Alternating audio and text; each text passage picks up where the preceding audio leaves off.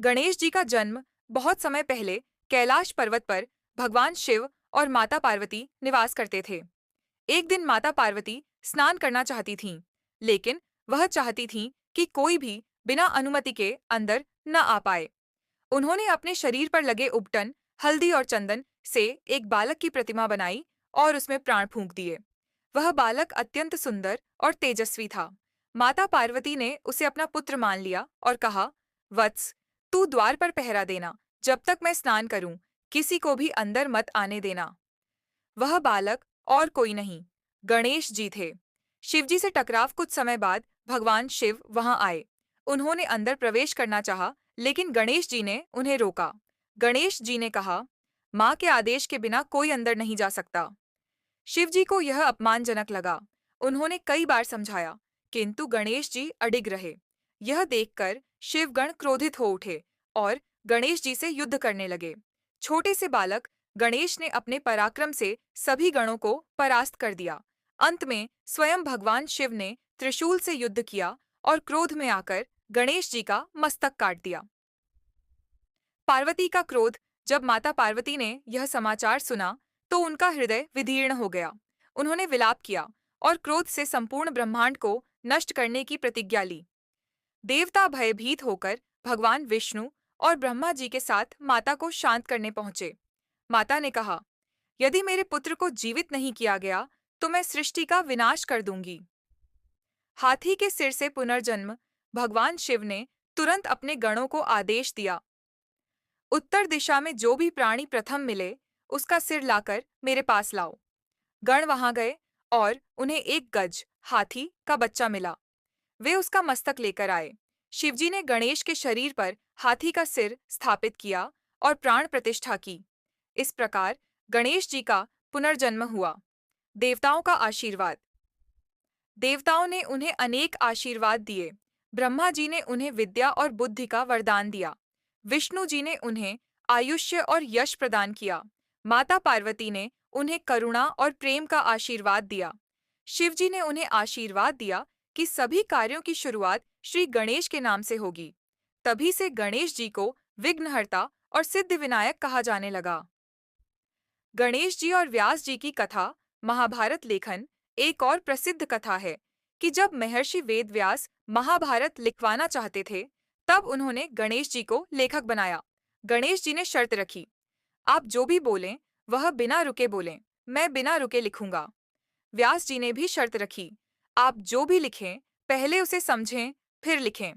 इस प्रकार महाभारत की रचना हुई। निष्कर्ष। गणेश जी केवल विघ्नहर्ता ही नहीं, बल्कि ज्ञान, बुद्धि, सफलता और समृद्धि के देवता हैं। किसी भी शुभ कार्य, यात्रा या पूजा से पहले गणेश जी की आराधना की जाती है, ताकि सभी विघ्न दूर हों और सफलता प्राप्त हो। पहले कैलाश पर्वत पर भगवान शिव और माता पार्वती निवास करते थे।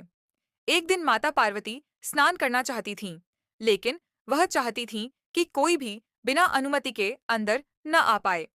उन्होंने अपने शरीर पर लगे उपटन, हल्दी और चंदन से एक बालक की प्रतिमा बनाई और उसमें प्राण फूंक दिए।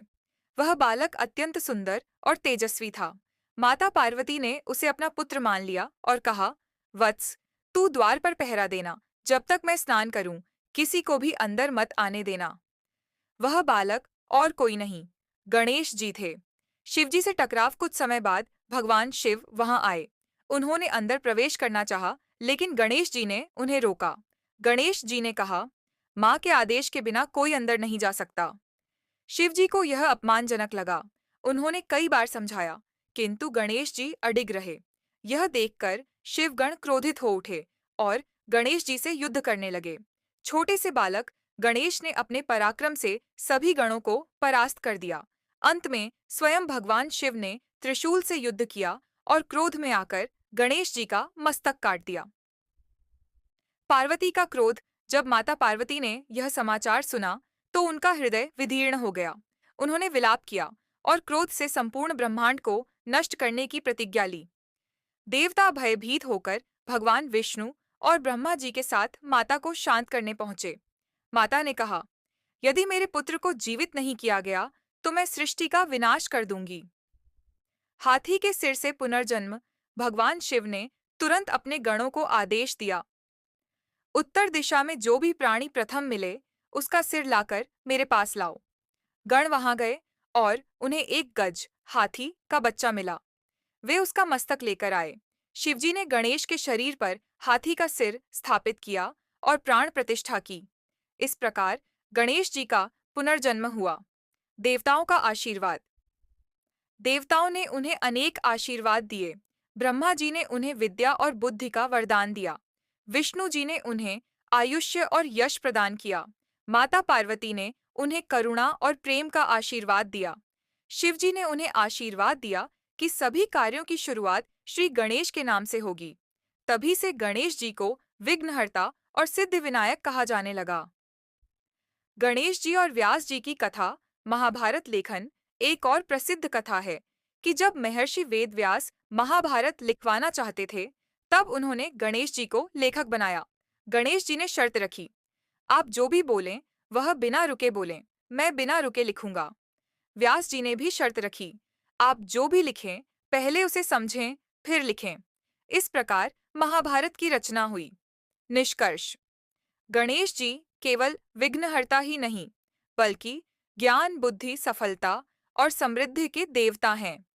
किसी भी शुभ कार्य, यात्रा या पूजा से पहले गणेश जी की आराधना की जाती है, ताकि सभी विघ्न दूर हों और सफलता प्राप्त हो। एक दिन माता पार्वती स्नान करना चाहती थीं, लेकिन वह चाहती थीं कि कोई भी बिना अनुमति के अंदर न आ पाए।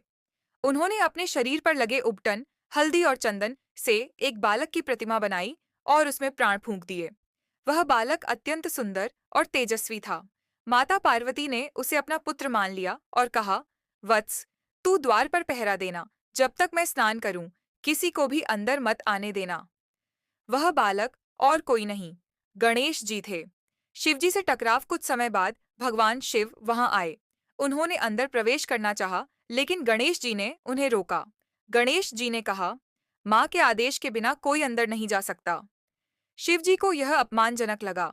उन्होंने कई बार समझाया, किंतु गणेश जी अडिग रहे।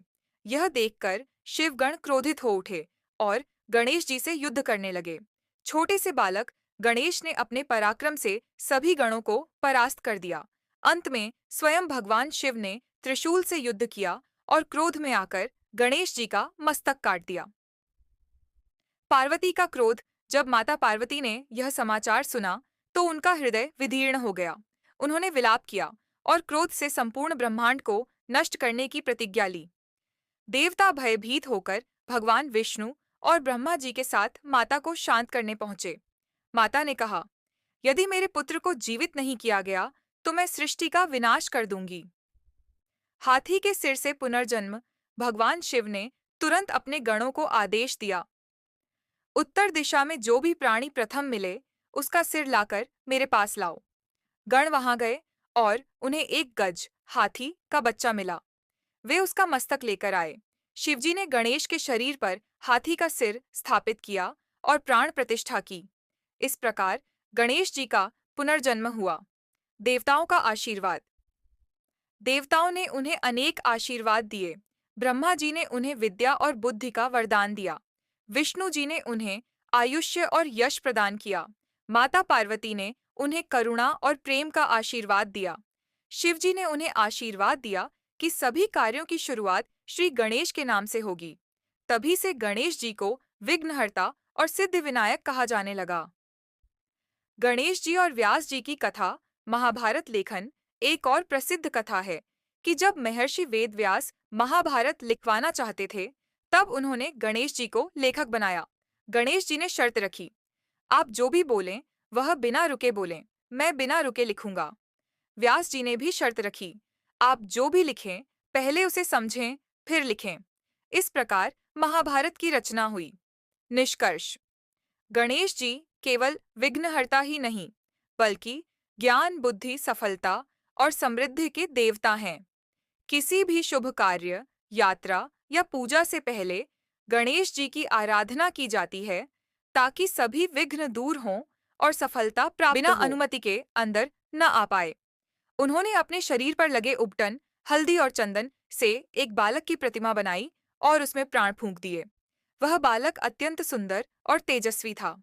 माता पार्वती ने उसे अपना पुत्र मान लिया और कहा, वत्स, तू द्वार पर पहरा देना, जब तक मैं स्नान करूं, किसी को भी अंदर मत आने देना। वह बालक और कोई नहीं, गणेश जी थे। शिवजी से टकराव कुछ समय बाद भगवान शिव वहां आए। उन्होंने अंदर प्रवेश करना चाहा, लेकिन गणेश जी ने उन्हें रोका। गणेश जी ने कहा, माँ के आदेश के बिना कोई अंदर नहीं जा सकता। शिव जी को यह अपमानजनक लगा। उन्होंने कई बार समझाया, किंतु गणेश जी अडिग रहे। यह देखकर शिवगण क्रोधित